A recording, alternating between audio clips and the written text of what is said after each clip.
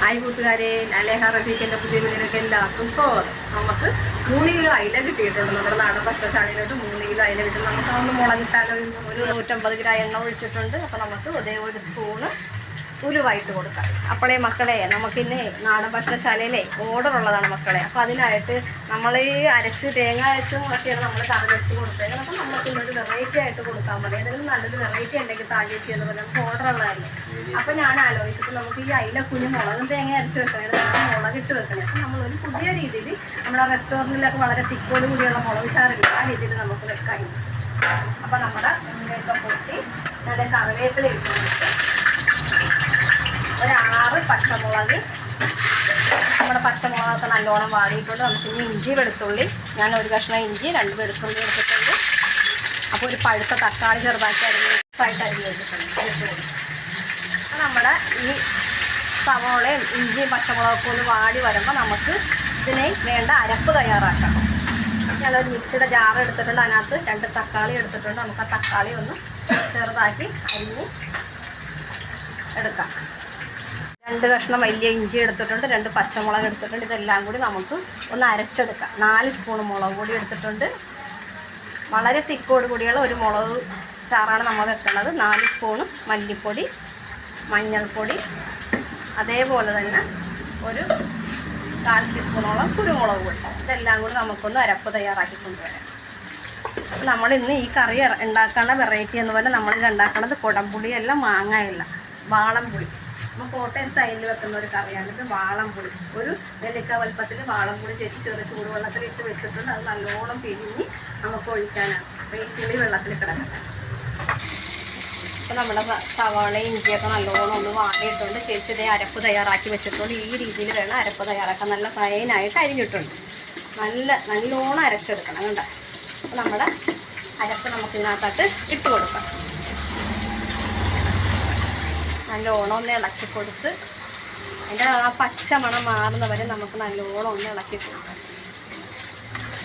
നമ്മൾ അരപ്പ് തയ്യാറാക്കുമ്പോൾ നമ്മൾ ആ എണ്ണയുടെ അകത്ത് ആ മസാലയൊക്കെ നല്ലോണം ഒന്ന് വഴറ്റി എടുത്തെങ്കിൽ ആ കറിയുടെ ആ ഒരു ടേസ്റ്റും ആ എണ്ണയൊക്കെ നല്ലോണം ഒന്ന് തെളിഞ്ഞ് വരുന്നെങ്കിൽ നമ്മൾ ഇതേപോലെ ഒന്ന് വഴറ്റി കൊടുക്കാം.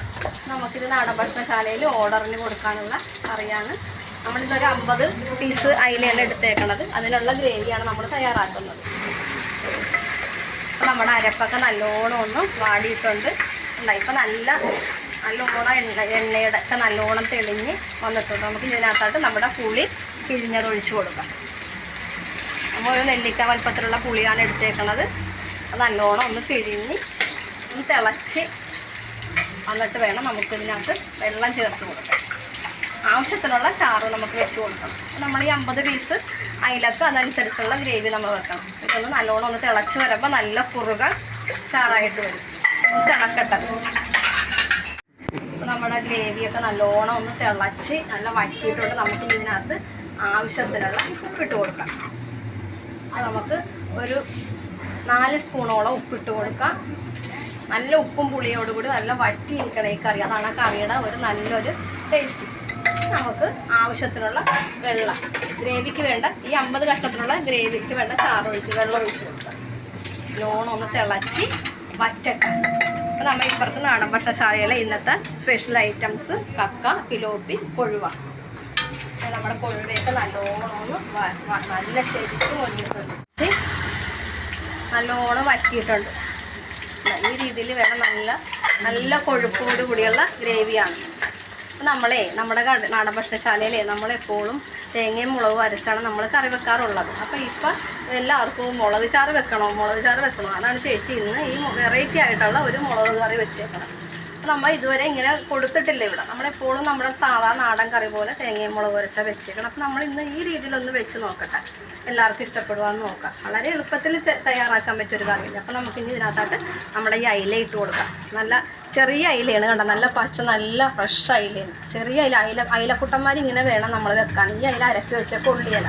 അപ്പോൾ നമുക്ക് മീനിട്ട് കൊടുക്കുക. ഇതിനകത്തോട്ട് നമ്മുടെ മീനെല്ലാം നമ്മൾ പെറുക്കി, നമ്മളിത് കഷ്ണിക്കുന്നില്ല. ചെറിയ അയിലയാണ്, നമ്മളിത് കഷ്ണിക്കുന്നില്ല. നമ്മളിത് കറക്റ്റ് 50 പീസാക്കി എണ്ണി മേടിച്ചേക്കണേണ്. ഇങ്ങനെ വെച്ചാൽ ഇത് മീൻ പൊടിയല്ല. നമുക്കിത് ഇങ്ങനെ തന്നെ നമുക്ക് അവർക്കിത് കൊടുത്തു വിടേണ്ടതാണ്. എല്ലാ ആഴ്ചയിലും ഓരോ ഓർഡർ ഉള്ളതിന് നമ്മൾ സ്പെഷ്യലായിട്ട് വെക്കുന്ന കറിയാണ്. ഇതൊന്ന് നല്ലോണം ഒന്ന് തിളച്ച് ഒന്ന് വരുമ്പോൾ നമുക്കിത് ഓഫാക്കി കൊടുക്കാം. ഇത്രയും ഗ്രേവി വേണം. ഇതിൽ നമുക്ക് ഇനി ഗ്രേവി കൂട്ടാനും പാടില്ല, കുറയാനും പറ്റില്ല. അപ്പോൾ ഈ ഒന്ന് തിളച്ചൊന്ന് വരുമ്പോൾ കണ്ട നല്ല ഇതോടുകൂടി തിക്കോടുകൂടി ഇരിക്കണേന്ന്. അപ്പോൾ നമ്മുടെ അയില മുളകിട്ടത് ഇവിടെ റെഡി ആയിട്ടുണ്ട്. വളരെ എളുപ്പവും വളരെ രുചികരവുമായിട്ടുള്ള ഒരു അയില മുളകിട്ടതാണ്. ഈ രീതിയിൽ നിങ്ങളെല്ലാവരും ഒന്ന് ട്രൈ ചെയ്ത് നോക്കണം. വളരെ തിക്കോട് കൂടിയുള്ള ഗ്രേവിയാണ്. അപ്പോൾ നമുക്ക് ഇതിനകത്തായിട്ട് കുറച്ച് കറിവേപ്പില കൂടി ഇട്ട് കൊടുക്കാം. കറിവേപ്പില കൂടെ ഇട്ട് അപ്പോൾ നമ്മളുടെ ഈ വീഡിയോയുടെ എല്ലാവർക്കും ഇഷ്ടപ്പെട്ടെങ്കിൽ ലൈക്ക് ചെയ്യുക, സബ്സ്ക്രൈബ് ചെയ്യുക. നിങ്ങളുടെ അഭിപ്രായങ്ങളും നിർദ്ദേശങ്ങളും കമൻറ്റ് ബോക്സിൽ കമൻറ്റായി ഇടണേ മക്കളെ. സൈഡിൽ ഒരു ബെൽ ബട്ടൺ ഉണ്ടാവും, ഒന്ന് ക്ലിക്ക് ചെയ്തേക്കണം. നിങ്ങളുടെ സപ്പോർട്ട് ഉണ്ടെങ്കിൽ മാത്രമേ ഇനി ചേച്ചിക്ക് മുന്നോട്ട് പോകാനൊക്കെയുള്ളൂ. നിങ്ങൾ പ്ലീസ് നിങ്ങളെല്ലാവരും ഈ വീഡിയോ കാണുമെന്ന് ഞാൻ റിക്വസ്റ്റ് ചെയ്യുന്നത്.